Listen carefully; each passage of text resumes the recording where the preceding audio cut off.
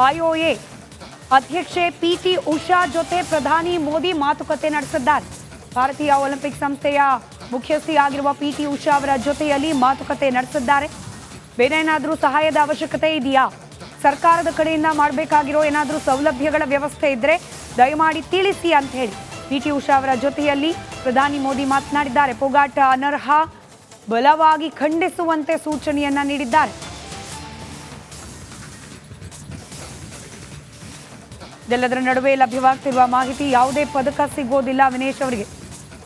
ಪೊಗಾಟ್ ಜೊತೆ ಸೆಣಸಬೇಕಿದ್ದ ಅಮೆರಿಕದ ಕುಸ್ತಿಪಟು ಪಂದ್ಯ ಇಲ್ಲದೆ ಅಂದ್ರೆ ಮ್ಯಾಚ್ ಆಡದೇನೆ ಚಿನ್ನ ಗೆದ್ದಿದ್ದಾರೆ. ವಿನೇಶ್ಗೆ ಯಾವುದೇ ರೀತಿಯ ಪದಕ ಸಿಗ್ತಾ ಇಲ್ಲ.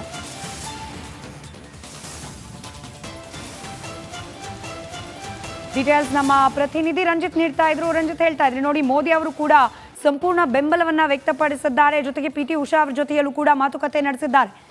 ನೈತಿಕ ಬೆಂಬಲವನ್ನ ತುಂಬುವ ಪ್ರಯತ್ನ ಇಡೀ ಭಾರತ ಮಾಡ್ತಾ ಇದೆ. ಅದರ ಸದ್ಯಕ್ಕೆ ಅವ್ರ ಕಂಡೀಷನ್ ಹೇಗಿದೆ, ಏನಾಗ್ತಾ ಇದೆ, ಡೀಟೇಲ್ಸ್ ಹಂಚ್ಕೊಳ್ಳೋದಾದ್ರೆ.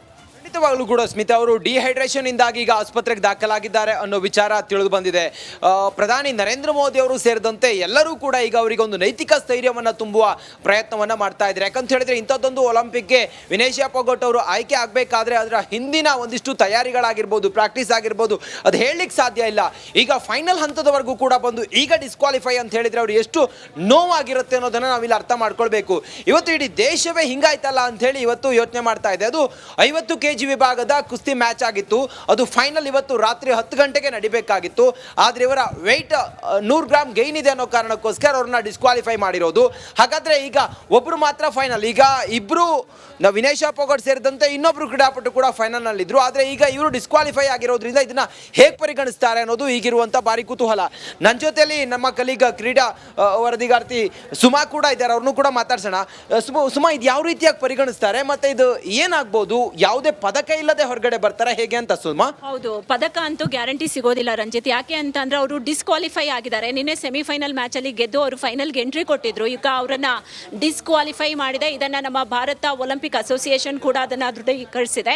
ಇನ್ನೊಂದೇನು ಅಂತಂದ್ರೆ ಇವ್ರ ಜೊತೆ ಸೆಮಿಫೈನಲ್ ನಲ್ಲಿ ಹೋರಾಡಿದ್ರಲ್ವಾ, ಅವರು ಸೋತಿದ್ರಲ್ಲ, ವಿನೇಶ್ ಪೊಗಾಟ್ ವಿರುದ್ಧ ಸೋತಿದ್ರಲ್ಲ, ಅವರನ್ನ ಈಗ ಫೈನಲ್ಗೆ ಅವರು ಮೋಸ್ಟ್ಲಿ ಎಂಟ್ರಿ ಕೊಡ್ಬೋದು. ಅವರಿಗೆ ಏನು ಅಂತ ಅಂದ್ರೆ ಸ್ಮಿತಾ, ಇಲ್ಲಿ 1 ಗ್ರಾಮ್ ಕೂಡ ಮ್ಯಾಟ್ರ್ ಆಗುತ್ತೆ.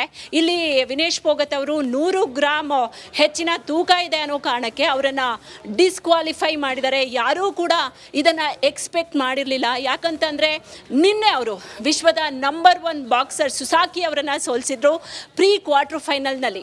4 ಬಾರಿ ವಿಶ್ವ ಚಾಂಪಿಯನ್ ಅವರು, ಜೊತೆಗೆ ಕಳೆದ ಬಾರಿಯ ಒಲಿಂಪಿಕ್ ಗೋಲ್ಡ್ ಮೆಡಲಿಸ್ಟ್ ಆಗಿದ್ರು. ಅವರಿಗೆ ಚಿತ್ತು ಮಾಡಿದ ರೀತಿ ಇದೆಯಲ್ಲ, ಸಖತ್ತಾಗಿತ್ತು. ಹೀಗಾಗಿ ಭಾರತಕ್ಕೆ ಈ ಬಾರಿ 50 kg ಫ್ರೀ ಸ್ಟೈಲ್ನಲ್ಲಿ ಅವರಿಗೆ ಮೆಡಲ್ ಗ್ಯಾರಂಟಿ ಅಂಥೇಳಿ ಇಡೀ ಹಿಂದೂಸ್ತಾನ ಅಂದಾಜಿಸಿತ್ತು. ಆದರೆ ಬ್ಯಾಡ್ ಲಕ್, ಯಾಕೋ ಏನೋ ಗೊತ್ತಿಲ್ಲ, ರಿಯೋ ಒಲಿಂಪಿಕ್ಸ್ನಲ್ಲೂ ಕೂಡ ಅವರಿಗೆ ಅದೃಷ್ಟ ಕೈ ಕೊಟ್ಟಿತ್ತು. ನಾನು ಆಗಲೇ ಹೇಳ್ತಾ ಇದ್ದೆ, ಮೆಡಲ್ ಗೆಲ್ಲುವ ನಿರೀಕ್ಷೆ ಇತ್ತು. ಆದರೆ ಅವರು ಇಂಜುರಿ ಆಗಿ 2016ರ ರಿಯೋ ಒಲಿಂಪಿಕ್ಸ್ನಲ್ಲಿ ಹೊರಗಡೆ ಬರಬೇಕಾಯಿತು. ಅದಾದಮೇಲೆ ಟೋಕಿಯೋ ಒಲಿಂಪಿಕ್ಸ್ನಲ್ಲೂ ಕೂಡ ಅವ್ರ ಮೇಲೆ ಪದಕದ ನಿರೀಕ್ಷೆ ಇತ್ತು. ಆದರೆ ಕ್ವಾರ್ಟರ್ ಫೈನಲ್ನಲ್ಲಿ ಅವರ ಜರ್ನಿ ಅಂತ್ಯ ಆಗಿತ್ತು. ಆದರೆ ಈ ಬಾರಿ ಭಾರತಕ್ಕೆ ಸಿಲ್ವರ್ ಅಥವಾ ಗೋಲ್ಡ್ ಮೆಡಲ್ ಬಂದೇ ಬರುತ್ತೆ ಅಂತ ಹೇಳಿ, ಅದರಲ್ಲೂ ಫೈನಲ್ಗೆ ಎಂಟ್ರಿ ಕೊಟ್ಟಾದ್ಮೇಲಂತೂ ಗೋಲ್ಡ್ ಮೆಡಲ್ ಗ್ಯಾರಂಟಿ, ಐತಿಹಾಸಿಕ ಸಾಧನೆ ಮಾಡ್ತಾರೆ, ರೆಕಾರ್ಡ್ ಮಾಡ್ತಾರೆ ಅಂಥೇಳಿ ಎಲ್ಲರೂ ಕೂಡ ಸಂಭ್ರಮಿಸಿದರು. ಆದರೆ ಬ್ಯಾಡ್ ಲಕ್, ಅವರು ಒಲಿಂಪಿಕ್ಸ್ನಲ್ಲಿ ಡಿಸ್ಕ್ವಾಲಿಫೈ ಆಗಿದ್ದಾರೆ. ರೈಟ್ ಸುಮಾ, ಮತ್ತೆ ನಿಮ್ಮನ್ನ ಸಂಪರ್ಕ ಮಾಡ್ತೀನಿ. ಐಒಎ ಅಧ್ಯಕ್ಷೆ ಪಿಟಿ ಉಷಾ ಜೊತೆ ಪ್ರಧಾನಿ ಮೋದಿ ಮಾತುಕತೆ ನಡೆಸಿದ್ದಾರೆ. ಭಾರತೀಯ ಒಲಿಂಪಿಕ್ ಸಂಸ್ಥೆಯ ಮುಖ್ಯಸ್ಥಿಯಾಗಿರುವ ಪಿಟಿ ಉಷಾ ಅವರ ಜೊತೆಯಲ್ಲಿ ಮಾತುಕತೆ ನಡೆಸಿದ್ದಾರೆ.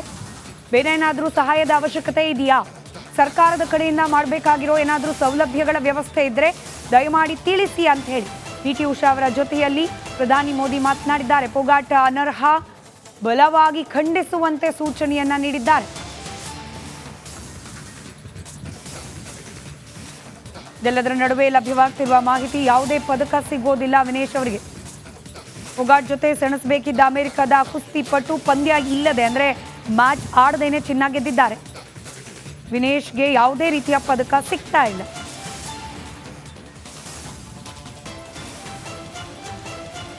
ಡೀಟೇಲ್ಸ್ ನಮ್ಮ ಪ್ರತಿನಿಧಿ ರಂಜಿತ್ ನೀಡ್ತಾ ಇದ್ರು. ರಂಜಿತ್ ಹೇಳ್ತಾ ಇದ್ರಿ ನೋಡಿ, ಮೋದಿ ಅವರು ಕೂಡ ಸಂಪೂರ್ಣ ಬೆಂಬಲವನ್ನ ವ್ಯಕ್ತಪಡಿಸಿದ್ದಾರೆ. ಜೊತೆಗೆ ಪಿಟಿ ಉಷಾ ಅವರ ಜೊತೆಯಲ್ಲೂ ಕೂಡ ಮಾತುಕತೆ ನಡೆಸಿದ್ದಾರೆ.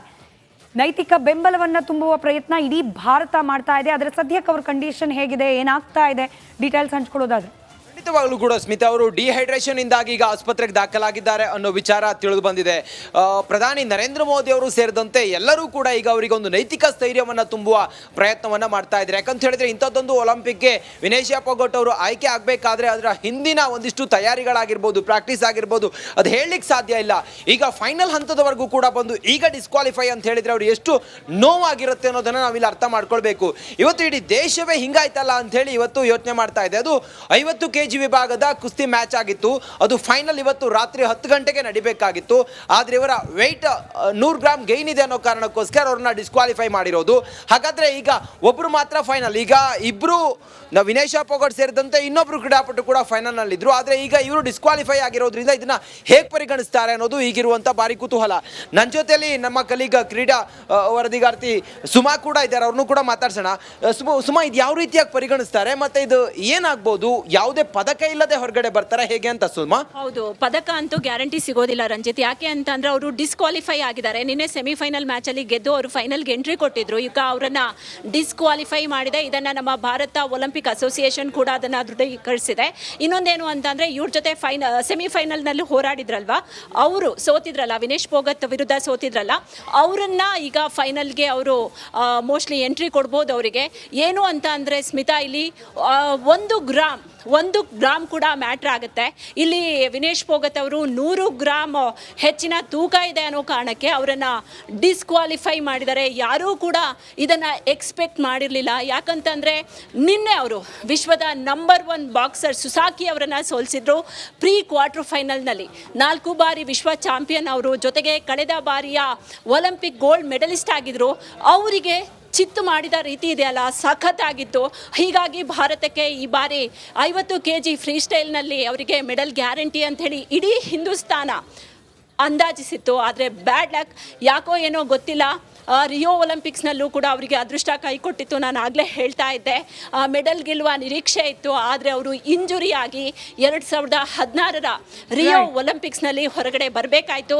ಅದಾದಮೇಲೆ ಟೋಕಿಯೋ ಒಲಿಂಪಿಕ್ಸ್ನಲ್ಲೂ ಕೂಡ ಅವ್ರ ಮೇಲೆ ಪದಕದ ನಿರೀಕ್ಷೆ ಇತ್ತು.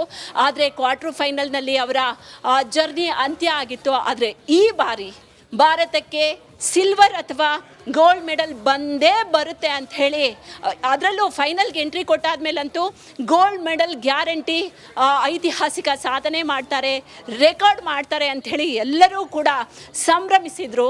ಆದರೆ ಬ್ಯಾಡ್ ಲಕ್, ಅವರು ಒಲಿಂಪಿಕ್ಸ್ನಲ್ಲಿ ಡಿಸ್ಕ್ವಾಲಿಫೈ ಆಗಿದ್ದಾರೆ. ರೈಟ್ ಸುಮಾ, ಮತ್ತೆ ನಿಮ್ಮನ್ನ ಸಂಪರ್ಕ ಮಾಡ್ತೀನಿ.